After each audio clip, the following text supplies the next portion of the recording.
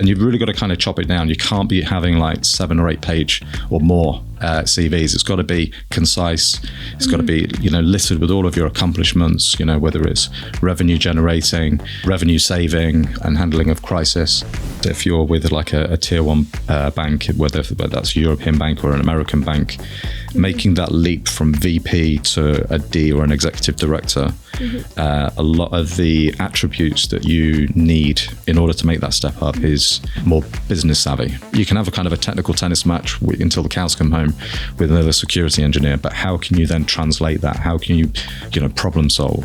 How can you articulate that to an audience that isn't maybe technical? And that can often be, and obviously, good leadership. Your CV has got to be the same, or your resume. It's got to be 2 pages. And you've got to have all the key points in there. And so that was the first thing I did. I got him to kind of chop it down his CV. And it's not like a slight on him. The reason why a lot of the best people don't have good CVs is because they've never had to send a CV.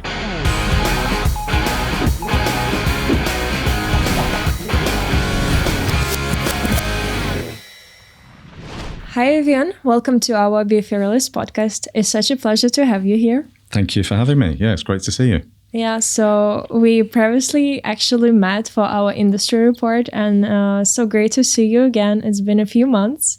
Yeah. So would love to just explore what you've been doing in cybersecurity industry. And we actually didn't have that many people of your profile on our podcast. So. Oh, really? I'm the first recruiter. You're the first recruiter. Wow, okay. I feel very privileged. Yeah, and in such a, tough market, I think a lot of people would be interested to learn about your background and how the industry is developing right now. So maybe just give a brief introduction, what you've been doing and how you ended up at TENTEN.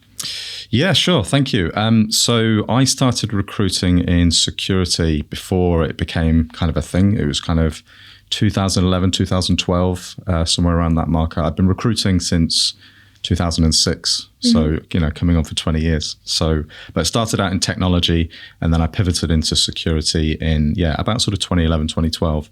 But it was more kind of the rudimentary IT security, information security officers, ISO 20001 predominantly in London. And then I was offered an opportunity to work in Singapore, and I'd always wanted to explore and travel around Asia. And it was really only supposed to be kind of like a 2-year thing. Yeah. But like, most people, I kind of got stuck here for better or for worse. It was with a company called ICAS International in Singapore, which I'm not sure if they're still around. And then I moved to McGregor Boyle. I was with McGregor Boyle for 4 years, where I helped to set up their cybersecurity practice. And that would have been around 2014. And that was really the beginning, I think, of the explosion of the industry, that you started to see cyber threat intelligence was like the really big thing. There was tier 1 banks and Singapore was obviously, the 3rd biggest financial district in the world. So that was I kind of caught the crest of a wave, and I was very fortunate to be introduced to some, fantastic people from Interpol who, are now really good friends of mine. I'm still in touch with them today. Oh, wow. Right place, right time. Yeah, it was, right time. Yeah, exactly. And that's what recruitment is, I guess, in some ways. You kind of, I fell into the industry, and then you fall into kind of an industry sector, and then you build the network, and you go out to these security events. You meet so many brilliant minds and some really cool people as well. So and the rest is history. I mean, I left McGregor Boyle it would have been 2018 to join TENTEN Partners. So TENTEN Partners was founded 8 years ago by Luke Archer and Esther Kaur. So Luke is British. He was actually my MD at McGregor Boyle, and Esther, she's been in the industry for many years now. I think she was with Argyle Scott before, and they formed together to form TENTEN Partners, really to focus on mid to senior management, and they placed typically kind of C-level, MD, ED level, and that's where I was able to sort of partner with them quite well in terms of, they'll place COOs and CIOs, and then they'll say, right, we need to get a CISO. So that's where, I came in and built it from there, and coming up to 6 years in September with TENTEN Partners. Oh, wow, that's quite a bit. So what does your day look like at TENTEN Partners? Well, I guess that is one of the great things about the industry is not every day is the same. You have kind of, a pattern of sort of behaviors and gathering market intel, speaking to candidates, speaking to a lot of candidates at the moment. But yeah, there's really sort of two types of recruitment. So there's one where you take a job brief from a client, which is great. And obviously we've been in the Singapore market for many years now. We've got a wealth of clients in banking, tech, telco, and we get a lot of inbound, really interesting roles to work on. And then the other part is sort of reverse marketing. And that is working with a candidate that is like a really hot candidate in the market, somebody that we can kind of go out and market them to CIOs, COOs. In my case, it would be a CISO or maybe a head of cyber defense or something that's really hot at the moment, like OT security is becoming really hot at the moment. Security engineering, security architecture, those are really hot areas as well. So if I get referred a candidate, a good example would be somebody maybe from the US market, much more mature market, that wants to relocate to Japan or Hong Kong or Singapore or maybe Australia. I can then work with them, maybe chop their CV down a little bit to maybe like 2 pages. Because it's really, the CV is, to some extent, it's a marketing kind of tool. Yeah, you have to accommodate for each market. Exactly, yeah. And you've really got to kind of chop it down. You can't be having like 7 or 8 page or more CVs. It's got to be concise. It's got to be, littered with all of your accomplishments, whether it's revenue generating, revenue saving, or, managing of, and handling of crisis. And then you then go out to market and then you take that to key decision makers. So that's one that's probably the most exciting, I guess, as much as I still, enjoy the industry as when I first started, but taking a job brief and then going out to market, building a shortlist, you can kind of, I've been doing that for nearly 20 years now, so I can do that standing on my head. But I think going out to market and reverse marketing, that's maybe a little bit more exciting and winning new accounts off the back of it as well. Yeah, that's so much fun. And especially when you've been working in such a different markets in UK, here in Singapore, what would you say are the main industry differences in dynamics when it comes to recruitment? Wow. I think the cybersecurity industry and the landscape is very similar, I would say. It's probably maybe a little bit more competitive in the UK just because it's a much bigger sort of financial hub. But the recruitment industry is quite drastically different, I would say. Because in London alone, there's probably, I want to say, between 50 and 70 so-called cybersecurity specialists. Probably more than that, actually. I'm probably underselling that. Whereas in Singapore, there's probably maybe 3 or 4. Oh, wow. Of which, we hope to be considered to be one of them. So, the market is drastically bigger in the UK, and it's very competitive. And unfortunately, in the recruitment industry, everybody's got a bad recruiter kind of story. It's so competitive, and there's a lot of, you have to say, kind of unsavory working practices in the UK. So a good example, I took a job brief for a crypto custodian company in London. Spoke with the HR manager, met with procurement, got terms of business signed, had a conversation with the CEO, the HR that gave us the brief, and then literally on the way back to the office. One of the great things about when you're taking a job brief and already you've got like names like popping into your head and you think, oh, that'll be good for Mark, or that'll be good for Andrew. And then and because it's so competitive, and I know you've got to absolutely get your shortlist confirmed as soon as you can. And I'll sometimes be on the way from the client to the office, calling the people that I know are good for the role. And I've probably known them for a couple of years anyway. And they'll entrust me to, put them forward for a good role and whatnot. So that it will be maybe even like a 10-minute conversation, short as that. I'll give them the overview. I'll send them the job description, and then they'll send me their confirmation. By the time I've got into the office, I prep the CV and I send it along. So this particular example, I'd got him potentially, I think there was maybe a short list of 3 sent to the client within sort of 12 hours. So I wake up the next day and then the candidate says, and I woke up to a WhatsApp message saying, are you sure you've got this job brief? Because I spoke to another recruiter and he seems to think that he's got it on exclusive and that you're not working on the role. Oh, wow. So then now I'm in this kind of dispute, and then I've got an email from the HR saying, "Are you sure you're representing this candidate?" I'm like, "Well, I've got an email saying that he wanted me to represent him." Yeah. So that is an example of how some recruiters in the UK would work. You don't really get that in Singapore. I think it's a much smaller market, and I think you've got to play everything down the line. That's always as I've always worked. I think that's the only way to work. I've been recruiting in security now for coming on for 12 years. Yeah. And people that that have worked with me before, hopefully they'll say that it was a good experience. Yeah. At the end of the day, it's all about relationship building, right? Yeah. And I think when it comes to Singapore, people take their time to understand who they're talking and the overall dynamic. So it makes sense. And you said like a bad HR story that you have. Do you have any good story that you thought, okay, that's one of your proudest achievements when it came to recruiting? It's difficult to kind of pin it down to one. Yeah, I guess you can tell them all.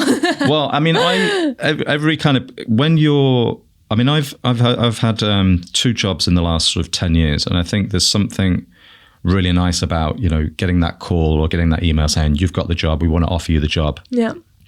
It's a very pivotal moment, isn't it, in your career? And as a recruiter, being on that journey with them, it's going to sound a little bit cheesy and a bit corny, but I think that everybody that I've placed is a pivotal moment because they remember it and they remember you and your involvement in that. Yeah. So I'd say that is something that sticks out as a sort of a pivotal moment. Everybody that I've placed. People that I've worked with and trained, people that have worked with me as a sort of a researcher or a consultant, and I've helped to kind of nurture them and train them and develop them. I worked with a lady called Punitha, who now works in ExpressVPN. Okay. In talent acquisition, we had like an amazing kind of like 2 years journey together where, I watched her become like, the recruiter that she is today. And even though the dynamic wasn't always easy because I was based in the UK and she was based in Singapore, but, we spoke probably like every day. And it was really great and rewarding to watch her kind of flourish and watch her grow in confidence as well. She was she was quite sort of shy and timid and quite introverted. And you just kind of watch her develop and grow in a confidence. And that was really amazing. Yeah, I'm sure she will be very happy to hear her name mentioned here. I hope so. But okay, so if we speak about cybersecurity talent, and I'm sure so many CISOs reach out to you, what qualities do you think should they possess to catch your eye? To catch my eye? Well, when I'm running a brief, the first thing I'll look at is longevity. So, how long they'll stay in a particular role. And I think that's really important for a CISO because throughout there, a lot of people say that a healthy life cycle of a CISO is kind of 3 to 4 years. And I think if they've done that sort of 4 years, they'll have managed multiple sort of crises. They will have maybe accomplished a couple of things, whether that's building an identity and access management platform, or building a mature cyber defense center. They've handled a couple of breaches or maybe ransomware attacks. And that's that's a good marker, I think, if they've done sort of 4 years with one company, 5 years with another company. I think anybody that's been sort of 6 months or 12 months that within 12 months they've barely got their feet under the table. So I think everybody's allowed to have maybe one blemish on their record. So I think if there's a good narrative and a good story behind why that was, and then outside of that there's good sort of 10 3 to 4 years. But I guess the qualities or the typical background has kind of evolved since I've was recruiting in the industry. A lot of CISOs came from a kind of like a risk or maybe even a technology audit background. Whereas today they're probably more come from a sort of a cyber defense background. They've maybe managed, an incident response team or cyber threat intelligence, or maybe even security engineering, I think is a good background for a CISO. That's a good sort of pathway. So if somebody is in security engineering now, they have a very detailed understanding of the technology that underpins cyber, and they can be across everything. They know where the vulnerabilities are. They know what the tech capability is, and how to then sort of translate that to an audience that is maybe not so technical, i.e. C-suite or board members. And I think that is always the, again, a really good marker of somebody that is going to be a good kind of thought leader and a good CISO. They can understand, the audience that they're talking to. Yeah, that's very interesting. And I remember of our last conversation, you were mentioning that quite a lot of CISOs come from military background. I was quite surprised to hear it. How do you think having this background helps in a CISO role? Yeah, I think it's something I've noticed, from very early on, actually. I think, and I think it's a really healthy side to the industry because, I've got a couple of friends that are sort of ex-military. And I think a lot has been spoken about how it's very difficult for them to kind of reintegrate into society when they've done, they've served 12 or 15 years. So cybersecurity industry is a great kind of gateway for them and a great industry sector. And I think, like your point, you mentioned the ability to handle a crisis. They've pretty much seen it all, especially if they've been, placed in, the Middle East or wherever there's kind of conflicts. They've really had to deal with a crisis when you're talking about, those sorts of crises. And then in an organization where a server goes down or something like that, it doesn't really sort of compare. They're like, okay, well, this is what we do. So they just look at it differently. I think they just handle it differently. The blood pressure doesn't go up. They just go, right, okay, this is what we need to do. We need to stay calm. We've got our process. These are the processes that I've written. This is our procedure. You know your job. You know your job. They have good understanding of hierarchy and who's responsible for what, and empowering their team. Good team leadership. A lot of people in the military learn, how to lead a team. I think all of that translates really, really well into cyber. No, it's this background is so powerful. I think, especially today when there are so many emerging threats coming up. Every day you see, even when we were at DEF CON, right? We were disclosing a new class of attacks, and it's not just something that happens, I don't know, with some period of time. It happens every day. So you have to have this stress resilience. Whenever attack happens, you can handle it calmly. But when it comes to new threats, what do you think right now organizations looking CISOs to handle? So what kind of threats do they prefer be able to handle? Of course, you have to handle everything, but which are some of our emerging ones? Yeah, I think the cyber threat intelligence market has shifted slightly to vendorland. From my experience, when I was starting to place cyber threat intelligence, that became really kind of popular in 2013, 2014. And a lot of banks and tech companies were kind of building out their cyber threat intelligence capability internally. And I think over the course of time, from my experience, maybe this is slightly inaccurate, I think it's shifted a lot more to kind of vendorland. So there's a lot of really great companies out there like Group IB, Recorded Future, CrowdStrike, of course. They all have their built, highly sophisticated cyber threat intelligence telemetry that they can then, that companies can have access to. And I think that's maybe, a more efficient way of doing it, or a better way of doing it, more effective. I'm not too sure. But there doesn't seem to be a huge demand for growing a highly sophisticated cyber threat intelligence capability internally. In terms of the emerging threats, I mean, I'm probably not the best person to ask because I'm not dealing with them on a day-to-day basis. I'm more kind of a little bit further down the stream in terms of, right, we've had this attack, now we need to hire people for this, right, okay, let's speak to TENTEN partners, maybe they can find somebody for us. So I'm probably a little bit further down. Maybe ask me again in 6 months' time. I remember we spoke over AI, everyone's favorite topic, how it changes what people are looking for in a CISO. Yeah, I think from the people that I've spoken to and CISOs, I think AI is definitely one that they're watching. I think the biggest one is probably deepfakes and the emergence of deepfakes and how it's impacted, advanced phishing attacks as well. That's another big one. But I think for the most part, I think they're handled, they're managed fairly well. I don't know what it's going to look like in 6 or 12 months down the line. I mean, deepfakes is obviously quite troubling when you think of how advanced and how realistic they are now. I mean, what are they going to look like in 12 months' time? So that's always going to be a worry.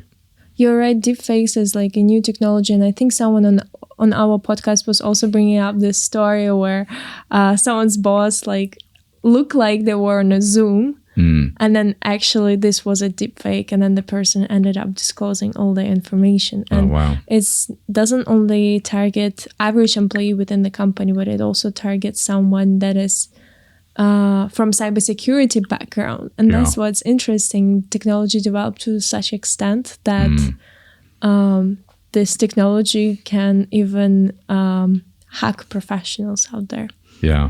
Yeah, no, it's scary. So I think that's probably the biggest one for AI. But there is, like you say, there's so much noise with AI now, and a lot of people talk about, the .com bubble that we had in 2001, where everything started to collapse. And I've read a few reports recently that we're kind of in an AI bubble now. But yeah, it'll be interesting to see what happens over the next 6 months. Yeah, definitely. And we actually, over podcast, ask a lot of questions for aspiring cybersecurity professionals. But since you handle more of a mid-career to senior career individuals, what advice would you give them if they're looking to grow along their career path? Yeah, it's a good question. I think what's really important for, I guess, sort of mid to senior, I would say, is to stay relevant. So stay up to date with, emerging technology. So AI would be an obvious one. Yeah. But I think just in the last sort of 10 years, obviously we've had, cloud and the adoption of cloud. And there's a lot of, CISOs and, thought leaders in cybersecurity can get left on the shelf because they haven't, done their cloud certifications, or they haven't, kept up to speed with, what, the cloud problem. And I think that could be true of AI now. So I think staying up to date with technology, number one, really important. Number two, I think have a good mentor or mentors.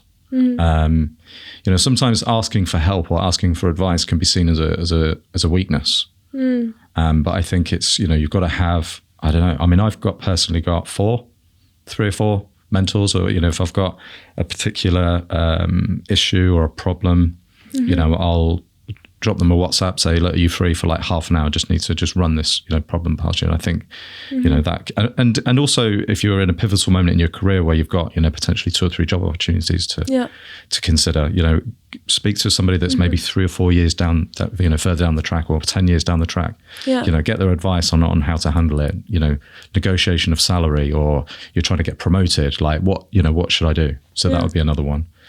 Number 3, get a good recruiter. Find a good recruiter. Wonder where to look for one. Yes. Yeah, exactly. Yeah. Well, I think it's always good to know what's going on in the market as well, even if you're just looking for kind of, market insights. We're in the market like day in, day out, and, we hear things, we hear about what's changing. There's certain shifts and patterns, new, emerging threats, or new, roles that are being created, new investment in certain departments. Yeah. So I think it's always good to get, our 2 cents. Yeah. And when it comes to right now, everyone spends so much time on LinkedIn. How do you kind of go through someone's profile and think, okay, this is a great candidate to consider? I think again, coming down to kind of like longevity. I think recent certifications. So obviously you've got your SANS, your GIAC. So they've gone through and they've had a very good sort of organic growth in the industry, starting out in security engineering, architecture, and then head of. Yeah. If they've worked for one organization, then they've maybe had 2 or 3 sort of promotions in that sort of 4 years. So that's obviously a good marker. Recommendations. People get recommended for, the work that they do, and whether it's, hiring managers or customers. I think your LinkedIn profile's got to look, I mean, it is still quite shocking, like how, just a good photo, like on your LinkedIn profile, like a professional photo, not necessarily, wearing a suit and a tie. It's got to match your environment. So if you're if you predominantly work in startups, then you want a good, smart casual look, not blurry. not, all the other kind of, faux pas that are out there. So you've got to have a good photo and plenty of information on there as well, and not just your job title, like, just 3 or 4 bullet points of what you've accomplished, in that time, and something that's going to stand out, and making sure that you're getting all the right, sort of buzzwords out there as well that you should have on your CV, whether that's DevSecOps, Zero Trust, Cloud Security, AWS, Azure. Getting all of that on there in the job title as well, and making sure that you're, that you're visible. And how important it is for those potential CISOs or CISOs looking to switch jobs to be more active when it comes to posting and sharing their stories, because a lot of times I go into someone's profile and they have the job title and that's it. Yeah, again, I mean, if you're the CISO for a particular organization, then naturally people are going to want to talk to you. So, there is that. But I think the more information that you can provide that your company allows you to, I mean, there are some companies that don't allow them to have a voice, or they will deplatform them because of the role that we're in. It's quite common in America. America doesn't like to have too much information in terms of, what they're managing, because that could potentially be a vulnerability. That's a very good point. It's like, depending on where you're located, it's also a matter of how much information you're to disclose to position yourself better within the market. And I would be curious to find out about the story that you brought up about someone looking for a job in Japan. How did they have to change their profile? Or let's say someone from the US looking for a job in Singapore. How would you say should they position themselves differently? Well, I mean, that going back to my earlier point in terms of like what our day looks like. So the CISO that I placed in Japan was referred to me by somebody that I know really well. I've known him for like 8 to 10 years. And he said, look, I've got a friend. He's working for a travel company in California. He really wants to move to Asia. He's looking at Singapore, Japan. I was like, okay, great. And whenever anybody recommends somebody to me, I'll always try and make a point of making sure that I contact them. And I'll, wherever logistically possible, I'll meet with them for a coffee and just sort of talk them through their CV. A lot of the time I'm having to tell them to chop their CV down, because actually a lot of the best people in the market, they have terrible CVs. Their CVs are not good at all. They're like 10 pages and they just literally listed everything that they've done in their career because they don't want to miss anything out. Oh, wow. And I'm like, it's like, a movie trailer. Like, you wouldn't watch a movie trailer that goes on for like 12 minutes. You're like, okay, I get it. Like, well, watch the film next week. But it's a little bit similar. I get it's probably a bad analogy, but it's got to be like, it's 90 seconds, right? 90 seconds or whatever a movie trailer is. Your CV has got to be the same, or your resume. It's got to be 2 pages and you've got to have all the key points in there. So that was the first thing I did. I got him to kind of chop it down his CV. And it's not like a slight on him. The reason why a lot of the best people don't have good CVs is because they've never had to send a CV. Yeah. They're like, good people follow good people. So a COO or a CIO joins a new organization. They go, right, I know the CISO that I'm going to hire. It's, John Doe. Like, I know that he's good. Don't worry about his CV. So this person hasn't written a CV probably for like 15 years. Yeah. And then all of a sudden he's got to write his CV, and then he talks to me and I'm like, right, your CV looks terrible. Right. Let me handle it. Let me kind of just help you chop it down. Yeah. So going back to my, to this case. So, my friend referred me to this guy that was in the US, went through his CV, we did a Teams call, and then he gave me a list of the types of companies that he'd be interested in. And then I build a profile, and then I reach out to chief execs that I've either worked with before or that I've been introduced to before. Yep. And it's a very kind of soft kind of email or a phone call and a reintroduction. I just recently met this candidate. He comes highly recommended by X. Yep. These are all of his accomplishments. He's built a cyber defense center for a tier 1 American bank or a tier 1, sort of blue chip, travel company. And it's, and you'll speak to maybe 5 or 6 different people. You'll get an email back from either HR saying, look, we're interested in speaking to this person. And this particular case in Japan, I mean, it took maybe 12 weeks. And it was right through. I was booking an interview on Christmas Day, so people in Japan they just work on Christmas Day, and I got the offer. I think in the first week of January, sort of managed the offer. So it's a very it can be quite sort of a complex process. We're kind of a broker. I mean, a lot of people just think that we just send a CV and they go, right, well, that'll be 25% of his annual salary plan. There's a lot more to it than that. It can be a bit of a journey, and you're on that journey with them as well. And that's one of the things, why I say that, everybody that I place is, pivotal, a pivotal moment. Yeah. You get the offer, you maybe have to do a little bit of negotiation, and then you finally get the offer that he's happy with. He accepts, you go through his travel arrangements, and you help with the onboarding as much as you can. Yeah. And and the rest is history. And then hopefully 3 or 4 years down the line, they'll remember the good work that you did, and they'll come back to you and they'll say, hey, I'm ready for another move. And we go from there. I think a lot of people don't realize how much matchmaking is happening during the whole process. Everyone thinks you just send out the CV, but at the end of the day is finding how this person suits this company, and just understanding the dynamics. And the example that you brought up, writing this long 9-page CV, do you think is it something related to having a right combination of soft and hard skills when it comes to CISOs? I don't know. I think, some people are just not very good at talking about themselves. Some people can be quite humble, and they don't want to brag. But that again, that's maybe where a good recruiter can step in and say, let me do it for you. It's almost like a promoter. Let me do that for you. I'll do the selling. So some people could, they could be quite humble. They're like, that was okay, and that was good. Or they might be very self-critical. They're like, but the manager was happy with it, but I wasn't, and I could have done a lot better. So some people can maybe overthink it a little bit, and some people, I mean, particularly in technology, they're nerds. They don't like, and they could be quite introverted. They don't like to kind of talk, sing from the hills about what they've done in their career or their accomplishments. So that's maybe where we can kind of step in. We can do that for them. That's awesome. It's very good, because we spoke to quite a few people, and a lot of people highlighted that when it comes to cybersecurity, a lot of people focus on the tech part, right? Yeah.